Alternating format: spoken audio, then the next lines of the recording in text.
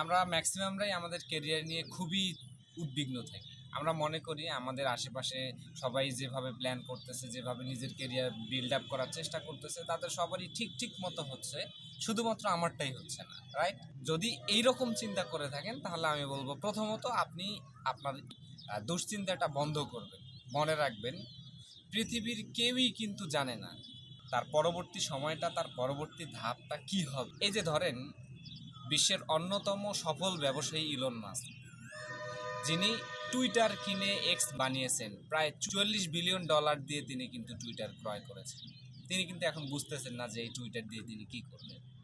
বিশ্বের প্রায় 800 কোটি মানুষ যাদের দৈনন্দিন জীবন অতিবাহিত করছে, তাদের কারোর কিন্তু 100% প্ল্যান অনুযায়ী জীবন চলছে না।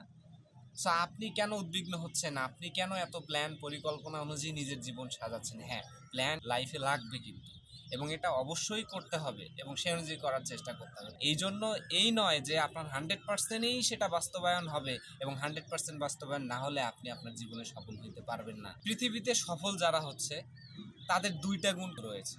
একটা হচ্ছে তাদের যে জয়ের ইচ্ছা, জয়ের বাসনা, এইটা একটা। আর একটা হচ্ছে আত্মবিশ্বাস, প্রবল আত্মবিশ্বাস। জয়ের ইচ্ছাটা কি? মানে যেটাকে ইংরেজিতে উইনিং অ্যাটিটিউড বলে। এটা হচ্ছে আপনি কি প্ল্যান করছেন এবং সেই প্ল্যান অনুযায়ী আপনি কতটুকু পরিশ্রম করছেন, এই যে এর মানসিকতাটা, এইটা হচ্ছে আপনার জয়ের একটা আগ্রহ। লাইফে লিমিটেশন থাকবে, বাধা আসবে, এই সব বাধাকে পেরিয়ে আপনাকে সামনের দিকে এগিয়ে যেতে হবে। এই সবগুলো বাধাকে পেরিয়ে সামনে এগিয়ে যাওয়ার জন্য যা করা দরকার আপনি তাই করবেন। আপনার যা শেখা দরকার আপনি তাই শিখবেন। যে ধরনের পরিকল্পনা নেওয়া দরকার, যে ধরনের কাজে আপনার যে ধরনের শক্তি প্রয়োগ করা দরকার, আপনি সব ধরনের শক্তি সেই কাজে প্রয়োগ করুন। আর এই যে আপনার লক্ষ্যের পিছনে যখন ছুটবেন আর দুনিয়া যেইটা দেখবে যে আপনি কাজ করছেন, এইটাই হচ্ছে আপনার কনফিডেন্স। মানুষ কিন্তু শুনতে চায় আপনি পারেন।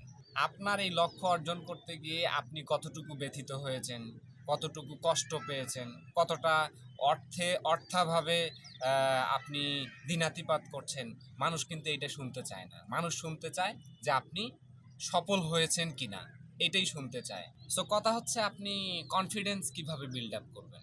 আপনি নিজেকে কনফিডেন্সিয়াল ব্যক্তি হিসেবে যদি গড়ে তুলতে চান, তাহলে কন্টিনিউয়াসলি আপনাকে আপনার স্কিল ডেভেলপ করতে হবে। আপনি যে জায়গাতে পারদর্শী, সেই স্কিলগুলো আপনার কিন্তু বিল্ড আপ করতে হবে। আপনার কাজ রিলেটেড, আপনার প্ল্যান রিলেটেড যে স্কিলগুলো রয়েছে, এই স্কিলগুলো যদি আপনি কন্টিনিউয়াসলি শেখেন, তাহলে দেখবেন অটোমেটিকলি আপনার ভিতর থেকে কনফিডেন্সটা বেরিয়ে আসবে, অনেক বেশি হবে কনফিডেন্স। এখন থেকে যে কোনো বিষয়ে যখন আপনি প্রেজেন্ট করবেন, আপনি মনে করবেন যে সব কিছু আপনার কন্ট্রোলে রয়েছে। আপনার চোখ দিয়ে, আপনার কথা দিয়ে, আপনার বিহেভিয়ার দিয়ে, আপনার প্রত্যেকটা অঙ্গ প্রত্যঙ্গ দিয়ে আপনার যেন কনফিডেন্স কি ঠিকরে বের হয়, এইভাবে কাজ করবেন। অর্থাৎ আপনি আপনার লক্ষ্যের প্রতি পাগল হয়ে যাবেন। যতক্ষণ পর্যন্ত আপনার লক্ষ্য অর্জন না হবে, ততক্ষণ পর্যন্ত আপনি সেটার পিছনে লেগেই থাকবেন। আর এর পাশাপাশি কি করবেন? মিনিংলেস, ভ্যালুলেস যে কাজগুলা করলে আপনার সময় নষ্ট হবে, আপনার মার্কেট প্লেসে, আপনার যে স্কিল বেজ মার্কেট প্লেস, এই মার্কেট প্লেসে আপনার কোনো ভ্যালু অ্যাড হবে না, এই ধরনের কাজগুলো আপনি অ্যাভয়েড করবেন। দেখবেন অটোমেটিকলি আপনার মার্কেটে আপনার স্কিলের দাম আরও বেড়ে যাবে, আপনার দাম আরও বেড়ে যাবে। দেন আপনি কিন্তু সফল হবেন।